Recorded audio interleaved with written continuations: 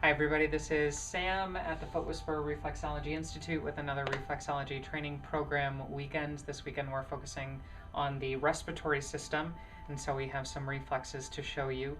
We're talking about the upper respiratory reflexes on the plantar surface and the dorsal surface of the foot. We'll be talking about the shoulder and the diaphragm. We have Julie, who's going to be our reader. Jeff is on camera. Still got to get that mirror for Jeff so that you can see his face. And we have Virginia on the table. And without further ado, we'll have Jeff get set up and we'll teach you how to walk the plantar surface of the respiratory reflex. First with a little bit of cream and nice and clear, Julie. All right, walking the chest-lung reflexes. The plantar and dorsal surface between the shoulder guideline and diaphragm guideline, which is your horizontal zone 2, is the home of the chest-lung reflexes. Using a vertical thumb walk, start on the plantar surface where the vertical zone 1 meets the diaphragm guideline and walk to the shoulder guideline. Return to your starting place and walk in between the first and second distal metatarsal heads from the diaphragm guideline to the shoulder guideline, and repeat walking on and in between each zone until you walk the entire reflex area. Perfect. So the way that we walk these chest-lung reflexes is we walk in line with the metatarsal heads, and then we walk in between. So right now we're walking vertical zone 3, just right in line with that metatarsal head, and then we drop down to the diaphragm guideline, shift in between, and then walk up. So that way we're getting the entire reflex area both on and in between the bones, and that just lets us get a little bit more thorough into our reflexology work. And as you're doing this, you're searching for any textural inconsistencies that might indicate an active reflex area or an area of congestion or concern.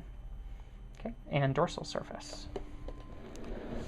All right, using digits 2 through 5 to walk the dorsal surface of the chest-lung area reflex. With your outside hand, create a loose fist and support the plantar surface of the chest-lung reflex area by pressing slightly away from you. If done correctly, this should create more openness on the top of the foot without causing too much tension in you or the client. Place the inside hand's 2nd through 5th digits in between the first and second metatarsals, with the thumb cradling the medial surface of the foot for leverage. Curl your fingers into the reflex area and use your wrist to alternate pressure into the reflex, walking all the way down in between the bones to the dorsal surface of the ankle. Repeat this between the 2nd and 3rd, 3rd and 4th, and 4th and 5th metatarsals. If your hand is straining to reach, switch your walking hand with your supporting hand to access the more lateral reflex areas. We walk this reflex area to the ankle to be thorough, but the dorsal chest-lung reflex area is only located between the shoulder guideline and the diaphragm guideline. Perfect. So as you're walking this dorsal surface, you can always switch if your hand is straining to reach. My hand's not straining, but just as an example, if you're walking a bigger foot, you would just shift your hands and curl into those maybe last 2 reflex areas in between the bones so that you can not strain while you're working. Now what Julie said is absolutely correct. We walk the entire dorsal surface just to be thorough, but technically horizontal zone 2 is in between the shoulder line guideline and the diaphragm guideline on the dorsal surface of the foot. So technically the upper respiratory reflexes are just here, but we walk the entire surface just to be thorough. We don't just walk here and then stop. That's not going to feel good to the client. So these are technically the upper back reflexes, and then on the bottom of the surface, in addition to chest, lung, and heart, we also have the pectoral muscle reflexes. So if you think of the entire upper respiratory system on the right foot and left foot as the right side of that shoulder chest area and the left side of that shoulder chest area, then the most lateral reflex area underneath this pinky toe would be the direct shoulder reflex. So I'm going to show you how to work that. That pinky toe, that 5th digit metatarsal head in that horizontal zone 2 is the shoulder reflex. So as you're walking, you want to pay special attention to how crunchy this area feels, if there is any restriction in the joint, and really make sure that you walk not only the plantar surface and the dorsal surface, but what you can also do is shift your leverage and walk up that most lateral surface, just to make sure that you're getting all sides of that joint and really giving that vertical 5th zone shoulder reflex a good walk to get all that circulation through that reflex area. And with that being said, now we'll move on to the diaphragm reflex.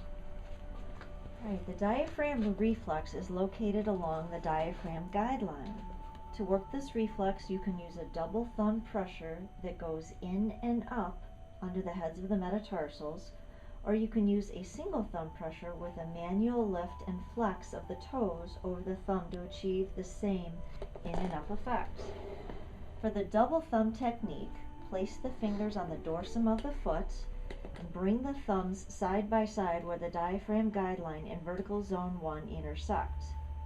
Keeping the thumbs slightly bent, use your body weight to press in and up under the distal head of the first metatarsal.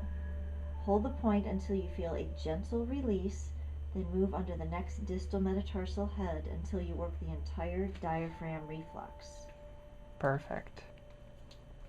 So with this diaphragm technique, you're using both thumbs side to side, and you're creating a nice broad space. You can even press in and separate the tissue, almost like you're massaging that diaphragm reflex, which kind of feels nice. But you're really looking for that in and up effect, just like you'd be massaging the actual diaphragm in body work. You want to open, spread, and press in and up to really get underneath those metatarsal heads where all of that tissue tends to get a little bit more tight and congested. And again, in that shoulder, really great for rotator cuff issues to walk that diaphragm reflex right underneath that 5th metatarsal head. Okay, now let's do the single thumb technique. For this single thumb technique, use the inside hand as the walking hand. Place the thumb where the diaphragm reflex and the vertical zone 1 intersect. Apply pressure using your body weight. Then with the outside hand, grip the toes from above with just enough steady pressure to lift them up and pull them over your thumbs for pressure mimicking the in and up direction of pressure needed to access the underside of the distal metatarsal heads. Repeat this until you walk the entire diaphragm reflex. Perfect. So what I'm doing is I'm lifting and pulling over as my thumb is pressing in and up. And what that does is it creates that kind of lift. It's a little bit more of a manual technique.